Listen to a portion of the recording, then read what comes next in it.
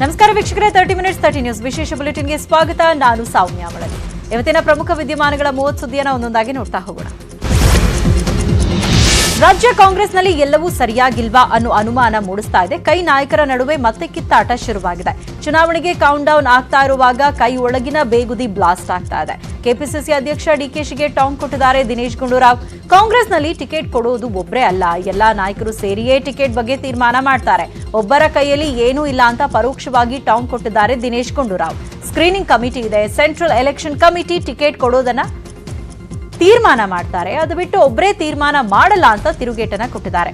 ನಿನ್ನೆಯಷ್ಟೇ ಕೆಲಸ ಮಾಡಿದವರಿಗೆ ಟಿಕೆಟ್ ಅಂತ ಡಿಕೆಶಿ ಹೇಳಿದ್ರು.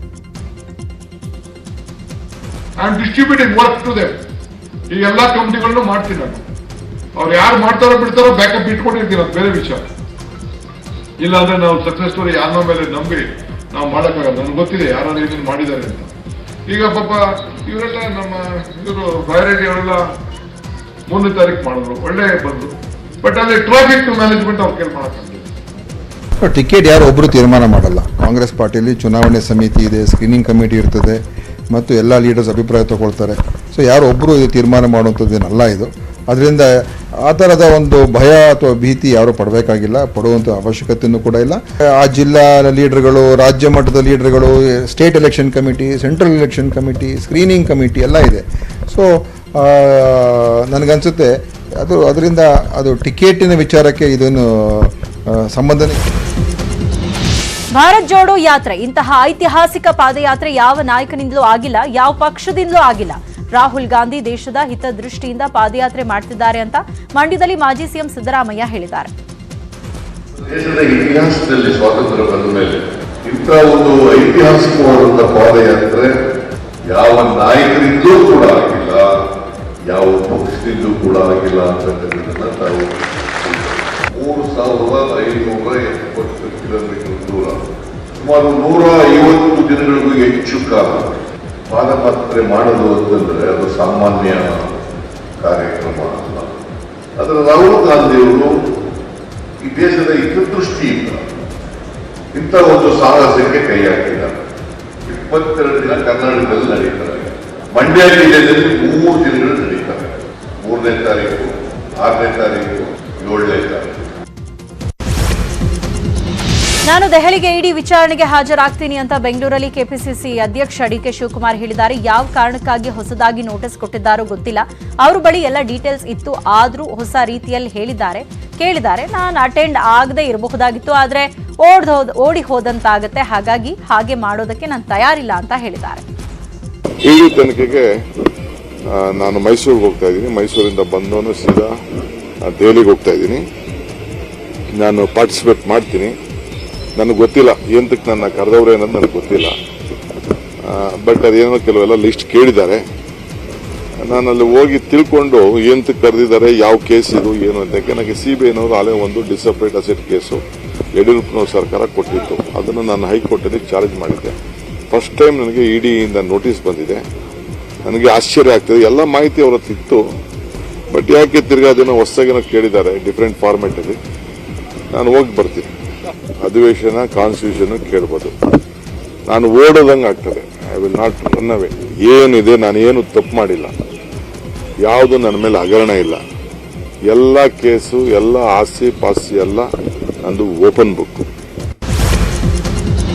ನನಗೆ ಯಾವುದೇ ಥ್ರೆಟ್ ಇಲ್ಲ, ಭದ್ರತೆ ಯಾಕೆ ಹೆಚ್ಚಿಸಿದ್ದಾರೋ ಗೊತ್ತಿಲ್ಲ ಎಂದಿದ್ದ ವಿರೋಧ ಪಕ್ಷದ ನಾಯಕ ಸಿದ್ದರಾಮಯ್ಯ ಹೇಳಿಕೆಗೆ ಶಾಸಕ ಸಿಟಿ ರವಿ ವ್ಯಂಗ್ಯವಾಡಿದ್ದಾರೆ. ಸಿದ್ದರಾಮಯ್ಯ ಅವರಿಗೆ ಯಾವುದೇ ಥ್ರೆಟ್ ಇಲ್ಲದೆ ಇರಬಹುದು, ಆದರೆ ಕೊತ್ವಾಲ್ ರಾಮಚಂದ್ರರ ಶಿಷ್ಯರು ರಾಜಕಾರಣದಲ್ಲಿದ್ದಾರೆ, ಅವರಿಂದ ಯಾರಿಗೂ ತೊಂದರೆ ಆಗಬಾರದು, ಹಾಗಾಗಿ ಸಿದ್ದುಗೆ ಭದ್ರತೆ ಹೆಚ್ಚಿಸಿದ್ದೇವೆ ಎನ್ನುವ ಮೂಲಕ ಕಾಂಗ್ರೆಸ್ನಿಂದಲೇ ಬೆದರಿಕೆ ಎನ್ನುವ ರೀತಿಯಲ್ಲೇ ಹೇಳಿಕೆ ಕೊಟ್ಟಿದ್ದಾರೆ. ಅವರಿಗೆ ಥ್ರೆಟ್ ಇಲ್ಲದೆ ಇರಬಹುದು. ಕೆಲವರು ಕೊತ್ವಾಲ್ ರಾಮಚಂದ್ರ ಶಿಷ್ಯರುಗಳು ಕೂಡ ರಾಜಕಾರಣದಲ್ಲಿದ್ದಾರೆ, ಅವರಿಂದ ಯಾರಿಗೂ ತೊಂದರೆ ಆಗಬಾರ್ದಲ್ಲ, ಅದಕ್ಕೆ ಹೆಚ್ಚಿನ ಭದ್ರತೆ ಒದಗಿಸಿದೆ. ಪರೋಕ್ಷವಾಗಿ ಸಿದ್ದರಾಮಯ್ಯ ಹಾಗೂ ಡಿಕೆಶಿಗೆ ಶಾಸಕ ಸಿಟಿ ರವಿ ಬಿಜೆಪಿಗೆ ಆಹ್ವಾನ ನೀಡಿದ್ದಾರೆ. ಬಿಜೆಪಿ ಸೇರ್ತೀವಿ ಅಂದ್ರೆ ಬನ್ನಿ ಅಂತೇವೆ, ಆ ಸಾಲಿನಲ್ಲಿ ದೊಡ್ಡ ಲೀಡರ್ಗಳು, ಮಾಜಿ ಸಿಎಂ, ವಿಪಕ್ಷ ನಾಯಕರು ಬರ್ತೀವಿ ಅಂದ್ರೆ ಬನ್ನಿ ಅಂತೀವಿ ಅನ್ನೋ ಮೂಲಕ ಪರೋಕ್ಷವಾಗಿ ಆಹ್ವಾನ ನೀಡಿದ್ದಾರೆ. ಹಿರಿಯ ಮುಖಂಡರಾದಿಯಾಗಿ ಬಹುತೇಕ ಶಾಸಕರಾದಿಯಾಗಿ ಕಾಂಗ್ರೆಸ್ ಜೋಡೋ ಕಾರ್ಯಕ್ರಮದಲ್ಲಿದ್ದಾರೆ. ಗೋವಾದಲ್ಲಿ 11ಕ್ಕೆ 8 ಜನ ಬಂದರು. ನಾವು ಯಾರು ಏನು ಡಿಮಾಂಡ್ ಮಾಡಿ ಬನ್ನಿ ಅಂತ ಹೇಳಿದ್ದಲ್ಲ. ನಮ್ಮ ಹತ್ರ 25 ಜನ ಇದೆ. ಈ ನಾಳೆ ಆ ಸಾಲಿನಲ್ಲಿ ದೊಡ್ಡ ದೊಡ್ಡ ಲೀಡರ್ಗಳೇ, ಮಾಜಿ ಮುಖ್ಯಮಂತ್ರಿಗಳು, ವಿಪಕ್ಷದ ನಾಯಕರುಗಳು, ಹಾಲಿ ಅಧ್ಯಕ್ಷರುಗಳು ಇವರೆಲ್ಲ ಬರ್ತೀವಿ ಅಂತಂದರೆ ಬರ್ರಿ ಅಂತೀವಿ ನಾವು. ಸಚಿವನಾಗಲು ನಾನು ಸಿದ್ಧನಿದ್ದೇನೆ ಅಂತ ಶಿವಮೊಗ್ಗದಲ್ಲಿ ಮಾಜಿ ಸಚಿವ ಈಶ್ವರಪ್ಪ ಮತ್ತೆ ಸಚಿವ ಸ್ಥಾನಕ್ಕೆ ಬೇಡಿಕೆ ಇಟ್ಟಿದ್ದಾರೆ. ನಾನು ರಾಜೀನಾಮೆ ನೀಡುವಾಗ ಆರೋಪ ಮುಕ್ತನಾದ ಮೇಲೆ ಮತ್ತೆ ಸಚಿವ ಸ್ಥಾನ ನೀಡೋದಾಗಿ ಸಿಎಂ ರಾಜ್ಯಾಧ್ಯಕ್ಷರು ಬಿಎಸ್ವೈ ಹೇಳಿದ್ರು. ಈಗ ಯಾಕೆ ಕೊಡ್ತಿಲ್ವೋ ಗೊತ್ತಿಲ್ಲ ಅಂತ ಕಿಡಿಕಾರಿದ್ರು. ಮುಖ್ಯಮಂತ್ರಿ ಮಂತ್ರಿ ಆಗುವಂದ್ರೆ ಇವತ್ತೇ ಬಂದು ಮುಖ್ಯಮಂತ್ರಿ ಆಗ್ತಾರೆ. ನಮ್ಮ ಕೈಲಿಲ್ಲ. ರಾಜ್ಯ ನಾಯಕರು, ಮುಖ್ಯಮಂತ್ರಿಗಳು, ಯಡಿಯೂರಪ್ಪರು, ನಳಿನ್ ಕುಮಾರ್ ಕೇಂದ್ರ ನಾಯಕರು ಕೂತ್ಕೊಂಡು ಚರ್ಚೆ ಮಾಡೋದ್ರಲ್ಲಿ ಯಾಕೋ ಹಿಂದೆ ಮುಂದೆ ನೋಡ್ತೀರ ಗೊತ್ತಿಲ್ಲ. ಅಲ್ಲಿ ಕೂತ್ಕೊಂಡು ಮಾತಾಡಿ ಎಷ್ಟು ಖಾಲಿ ಇದೆ ಅದೆಲ್ಲ ಅಷ್ಟು ಭರ್ತಿ ಮಾಡಲಿ ಅಂತೇಳಿ ನನ್ನ ಅಪೇಕ್ಷೆ. ನಾನು ಇವತ್ತೇ ಮದುವೆ ಗಂಡಾಗ ತಯಾರಿದ್ದೀನಿ. ಇನ್ನು ಕಲಬುರಗಿಯಲ್ಲಿ ಸಿಎಂ ಮಾತನಾಡಿ ಸೂಕ್ತ ಸಮಯದಲ್ಲಿ ಸೂಕ್ತ ನಿರ್ಧಾರ ಮಾಡ್ತೇವೆ ಅಂತ ಈಶ್ವರಪ್ಪಗೆ ಟಾಂಗ್ ಕೊಟ್ರು. ಅದು ಸೂಕ್ತ ಸಮಯದಲ್ಲಿ ಸೂಕ್ತ ನಿರ್ಧಾರ ಅಂತ ಇಟ್ಕೊಂಡು, ಅದು ಸೂಕ್ತ ಸಮಯದಲ್ಲಿ ಸೂಕ್ತ ನಿರ್ಧಾರ ಅಂತ ಇಟ್ಕೊಂಡು, ಅದು ಸೂಕ್ತ ಸಮಯದಲ್ಲಿ ಸೂಕ್ತ ನಿರ್ಧಾರ ಅಂತ. ಮುರುಘಾಸ್ವಾಮಿ ವಿರುದ್ಧದ ಪೋಕ್ಸೋ ಪ್ರಕರಣದಲ್ಲಿ ಜಾಮೀನು ಅರ್ಜಿ ವಿಚಾರಣೆಯನ್ನ ಮತ್ತೆ ಸೋಮವಾರಕ್ಕೆ ಮುಂದೂಡಿಕೆ ಮಾಡಿದೆ ನ್ಯಾಯಾಲಯ. ಜಾಮೀನು ಅರ್ಜಿ ವಿಚಾರಣೆ ನಡೆಸಿದ 2ನೇ ಅಪರ ಜಿಲ್ಲಾ ಮತ್ತು ಸತ್ರ ನ್ಯಾಯಾಲಯ ಸೆಪ್ಟೆಂಬರ್ 19ಕ್ಕೆ ಜಾಮೀನು ಅರ್ಜಿ ವಿಚಾರಣೆ ಮುಂದೂಡಿದೆ. ಸಂತ್ರಸ್ತೆಯ ಪರ ಮತ್ತು ಸರ್ಕಾರಿ ವಕೀಲರಿಂದ ಆಕ್ಷೇಪಣೆ ಸಲ್ಲಿಸಿದ್ದು ವಿಚಾರಣೆ ಸೆಪ್ಟೆಂಬರ್ 19ಕ್ಕೆ ಮುಂದೂಡಲಾಗಿದೆ. ಬಿಎಸ್ವೈ ವಿರುದ್ಧ ದೂರು ನೀಡಿರುವ ಟಿಜೆ ಅಬ್ರಹಾಂ ಮಾತನಾಡಿದ್ದು, ನಿನ್ನೆ ಲೋಕಾಯುಕ್ತದಲ್ಲಿ ಎಫ್ಐಆರ್ ಮಾಡಲಾಗಿದೆ. ಯಡಿಯೂರಪ್ಪ ಸೇರಿ 9 ಜನರ ಮೇಲೆ ಎಫ್ಐಆರ್ ಆಗಿದೆ. ಸಾಮಾನ್ಯ ವ್ಯಕ್ತಿ ಮೇಲೆ ಎಫ್ಐಆರ್ ಆದ್ರೆ ಒಂದೇ ದಿನದಲ್ಲಿ ಆಕ್ಷನ್ ತಗೋತಾರೆ. ಆದ್ರೆ ಯಡಿಯೂರಪ್ಪ ಕೇಸಲ್ಲಿ ಎಫ್ಐಆರ್ ಆಗಿ 1 ದಿನ ಆಗಿದೆ. ಕೇಸ್ ಸಂಬಂಧ ಯಾವುದೇ ಬೆಳವಣಿಗೆ ಕಾಣ್ತಾ ಇಲ್ಲ. ಯಡಿಯೂರಪ್ಪರನ್ನ ವಿಚಾರಣೆಗೆ ಕರೀಲಿ ಅಂತ ಸವಾಲ್ ಹಾಕಿದ್ದಾರೆ. ಪವರ್ಫುಲ್ ಮುಟ್ಟಾಕಿಡ್ರಿ ನೋಡೋಣ. ಎಂಟೈರ್ ಫ್ಯಾಮಿಲಿ ಇದೆಯಲ್ಲ, ಫ್ಯಾಮಿಲಿ ಕಾಂದಾನೆ ಯಡಿಯೂರಪ್ಪನ ಕಾಂದಾನು ಏನು ನಾವು ಕೊಟ್ಟರೋ ಮಾಹಿತಿನ ಇವರೇನು ಅಂಥದ್ದು ಇನ್ವೆಸ್ಟಿಗೇಷನ್ ಮಾಡೋ ನೆಸಿಟಿ ಇಲ್ಲ. ಕುಂತ್ಕೊಂಡು ಅವ್ರು ಕುಂತಿರೋ ಜಾಗದಲ್ಲಿ ಕುಂತ್ಕೊಂಡು ನಾವು ಕೊಟ್ಟಿರೋ ಮಾಹಿತಿನ ಬ್ಯಾಂಕಿಗೆ ಫೋನ್ ಮಾಡಿ ತೊಗೊಂಬರ್ರಿ ಡೀಟೇಲ್ಸ್ ಅಂತ ಹೇಳಿದ್ರೆ ತಗೊಂಡು ಕೊಡ್ತಾರಪ್ಪ. ಅವರು ಚೇಂಬರ್ ತಂದು ಹಾಕ್ತಾರೆ. ಅದನ್ನು ಮಾಡ್ತಾರೋ ಇವ್ರನ್ನ ಕರ್ಕೊಂಡು ಬರ್ತಾರೋ ಬಿಡ್ತಾರೋ ಅನ್ನೋದು ನಮಗೆ ಗೊತ್ತಾಗಬೇಕು. ಶಿವಮೊಗ್ಗ ಜಿಲ್ಲೆ ಸೊರಬ ಬಿಜೆಪಿ ಪಾಳೆಯದಲ್ಲಿ ಭಿನ್ನಮತ ಭುಗಿಲೆದಿದೆ. ಶಾಸಕ ಕುಮಾರ್ ಬಂಗಾರಪ್ಪ ವಿರುದ್ಧ ಮೂಲ ಬಿಜೆಪಿಗರು ಅಸಮಾಧಾನ ಹೊರಹಾಕಿದ್ದಾರೆ. ನಮೋ ವೇದಿಕೆಯಿಂದ ಬೈಕ್ ರ್ಯಾಲಿ ನಡೆಸಿ ಬಿಜೆಪಿ ಮುಖಂಡರು ಆಕ್ರೋಶ ವ್ಯಕ್ತಪಡಿಸಿದ್ದಾರೆ. ಹಿರಿಯ ಬಿಜೆಪಿ ಮುಖಂಡ ಪದ್ಮನಾಭ ಭಟ್ ಹಾಗೂ ಸೊರಬ ನಮೋ ವೇದಿಕೆಯ ಪಾಣಿ ರಾಜಪ್ಪ ಅವರು ಅಸಮಾಧಾನ ವ್ಯಕ್ತಪಡಿಸಿದ್ದಾರೆ. ಸೊರಬಾದ ಗಿರಿಜಾ ಶಂಕರ ಸಭಾ ಭವನದಲ್ಲಿ ನಡೆದ ಬಹಿರಂಗ ಸಭೆಯಲ್ಲಿ ಆಕ್ರೋಶ ಹೊರಹಾಕಿದ್ದಾರೆ ಪದ್ಮನಾಭ ಭಟ್. ಹೇಳಿದ್ರೆ ಮಾತು ಕೇಳಲಿಲ್ಲ, ಅವ್ರ ವಿರುದ್ಧ ಹೇಳ್ತಾರೆ ಅಂತಂದ್ರೆ ಅನೇಕ ಜನ ಕಾಂಗ್ರೆಸ್ಸಿಂದ ಬಂದವರು ಯಾರು ಅವ್ರ ಜೊತೆಗಿಲ್ಲ. ಏನ್ ಮಾಡ್ತೀರಿ? ನಮ್ಮವರಿಗೆ ಗೌರವದಿಂದ ಮಾನ ಸನ್ಮಾನದಿಂದ ಕೆಲಸ ಆಮೇಲೆ ಮಾಡ್ಕೊಡು. ನಾವು ಸೊರಬ ತಾಲೂಕಿನ ಪಕ್ಷ ಕಟ್ಟಿರೋದು ಪ್ರೀತಿ ವಿಶ್ವಾಸದ ಸಾಮಾನ್ಯ ಜನರನ್ನ ಬಿಜೆಪಿ.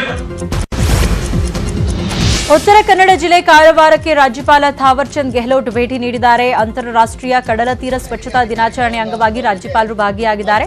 ರವೀಂದ್ರನಾಥ್ ಟ್ಯಾಗೋರ್ ಕಡಲ ತೀರದಲ್ಲಿ ಸ್ವಚ್ಛತೆಯಲ್ಲಿ ಭಾಗಿಯಾಗಿದ್ದಾರೆ. ಸಮುದ್ರಕ್ಕೆ ಪೂಜೆ ಸಲ್ಲಿಸುವ ಮೂಲಕ ಸ್ವಚ್ಛತಾ ಕಾರ್ಯಕ್ಕೆ ಚಾಲನೆ ನೀಡಿದ್ದಾರೆ.